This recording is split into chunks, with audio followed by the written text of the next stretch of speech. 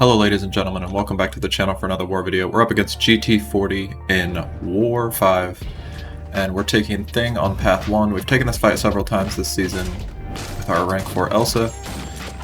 The pretty much only thing to worry about here is his rock stacks, so as long as you manage those you're fine, and we do that successfully here once again.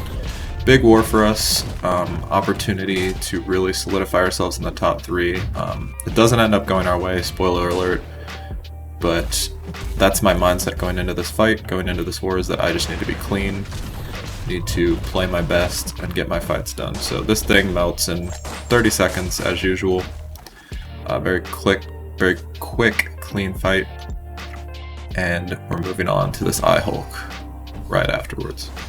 So this Eye Hulk, usually a great matchup for Elsa as well, not really a problem. The only thing to worry about here is masochism. Usually Eye Hulk, you can get down with Elsa before he has enough gamma charges to trigger his immortality, but because of the masochism on this node, he is going to heal pretty substantially a couple times before we can get our debuffs up to heal block him with Sick and Tired.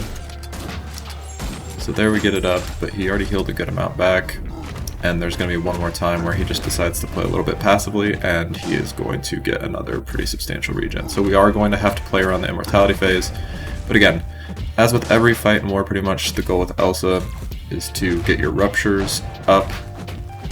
I'm sorry, by ruptures I mean your busted debuffs, the little shields. You do that with a light ender, and then after that you want to apply your damage over time debuffs with your medium enders. And again, you're doing extra damage against this champion because he's extra large and he's also a science champion on any crits from my light enders or medium enders. So here's a pretty big regen. Again, he gained I think about 15% back there, which is quite a bit, and that means we're now going to have to deal with his immortality. He's getting another heal here. I'm trying to get my debuffs up as fast as possible. Probably should have just thrown the SP1 there, but it's okay.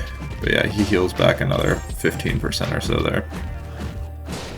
So here I throw off my special 2, place a bunch of debuffs, and this is pretty much going to take him down. I'm just trying to bait out this special here while he's an Immort, but here I make a pretty big mental error.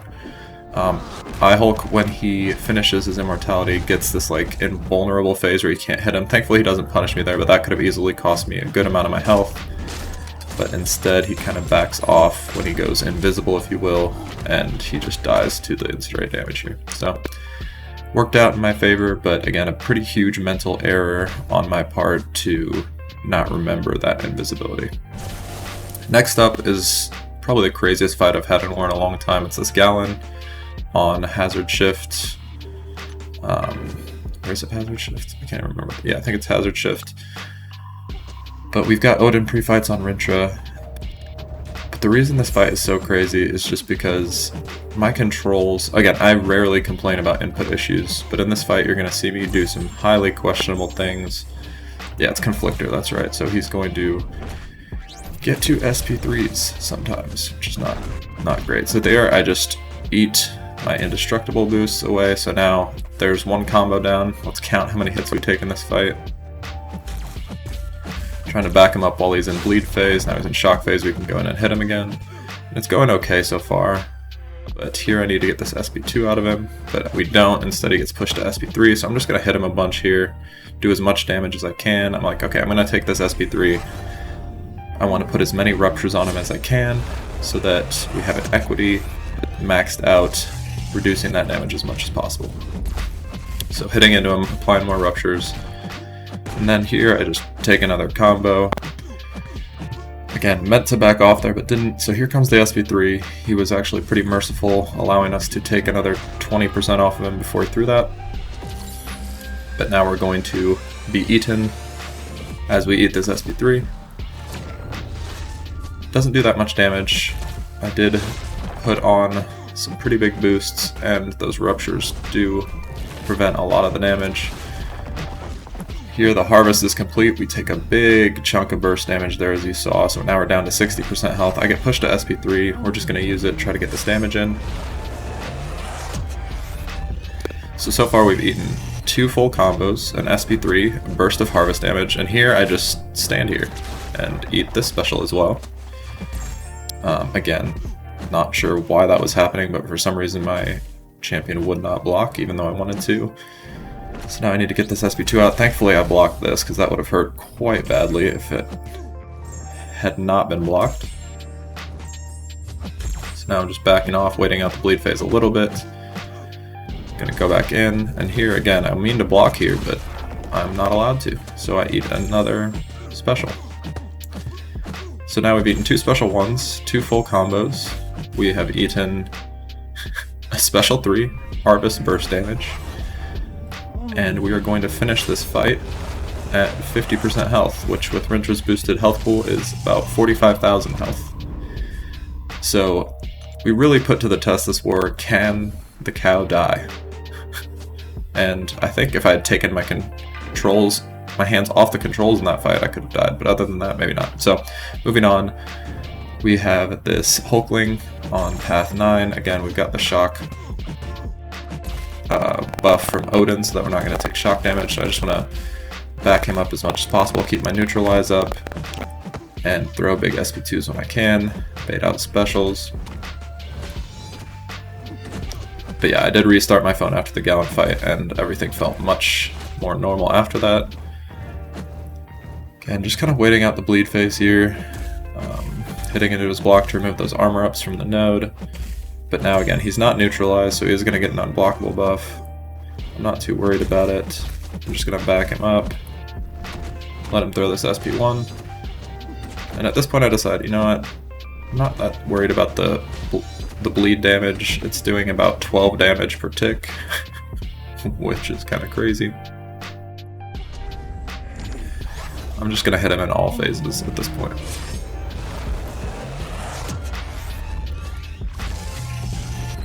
Throw off the SP3 that we got pushed to. Ideally I want to throw SP2s against this guy, but that's just how it worked out.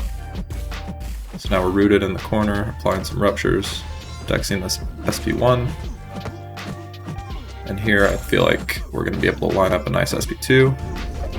So I go for it. And it almost kills him. We didn't get the crit. He did have those 2 armor ups from the node. Bait out this special, go in, and finish him off. So yeah, not too bad. Next up, we have Gorr. Again, we are using the cow. Basically, we had 2 Elsa fights, and then the cow took care of the rest. But again, this Gorr aspect of evolution, I actually have more buffs than him as soon as we get some of those power gains. So my power is a little bit out of control in this fight, but not the end of the world. Get an SP2 here, just throw it off as soon as I have it. Bait out this SP1, go back in, I throw another SP2 because again my power is just skyrocketing. And I think here I forget his SP1 animation and go in 1 hit too early. No, it's not this time. Maybe that's a different Gorr, I don't know. Again, here I get pushed way too high in power.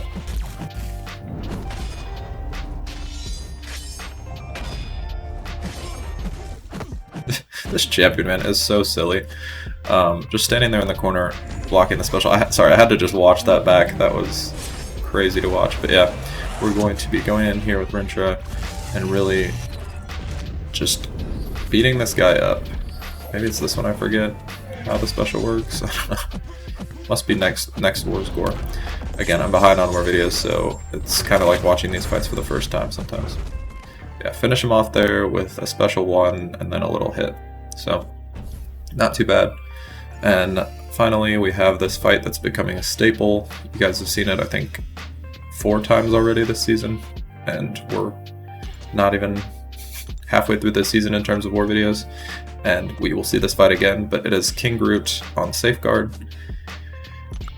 And the fight's gonna go how it always goes.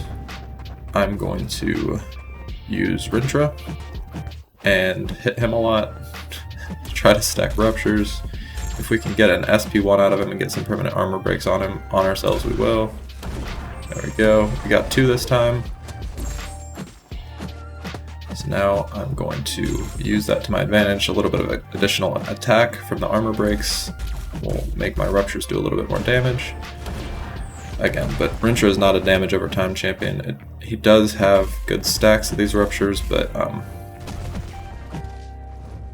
it's not his primary form of damage, so this fight always does just take several minutes, but it's very, very safe. You're not going to die in this fight, again, unless you literally... I think if you took your hands off the controls in this fight, you would time out. You wouldn't even die. So, pretty crazy. But yeah, not too much more to say about this fight. We're just going to watch it play out. Instead, I'll kind of talk about the war. GT40 gave us an early opening. They died 5 times this war, and a lot of them were pretty early on. So I think they died 4 times in like the first 50 fights, 60 fights or something. But then what essentially ended up happening is, as soon as they would die, we had an input-based death. Then we had just some poor gameplay, and specifically in my battle group, we had quite a few deaths, again, with Kitty. And part of that, I think, needs to be talked about, because I would say Noon, as an alliance, we use Kitty Pride probably more than most. I know, for example, from some of my friends in GT40 that they don't assign Kitty at all, because if you do mess up, it's probably going to cost you a death, and in this war, Kitty specifically cost us 3 deaths. And that's kind of a pattern we've been seeing. So in BG2 at least, we're considering just a Kitty ban on ourselves, or using her in a very limited role. But again, unfortunately this war, we had an opportunity to take down GT40, and once again, we just died a couple too many times, made some silly mental mistakes, and ended up losing this war.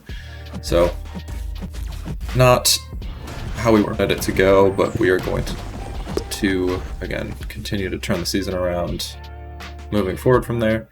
King Groot goes down. That was the end of my war. But again, a loss, unfortunately.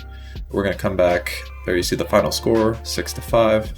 Overall, though, for me, good war. Got to use, again, Elsa and Rintrah, which have kind of become my staples this season. And just a ton of Rintrah fights, really tested and pushed his limits this war, and found out that so far he is still the most immortal piece of beef I've ever seen.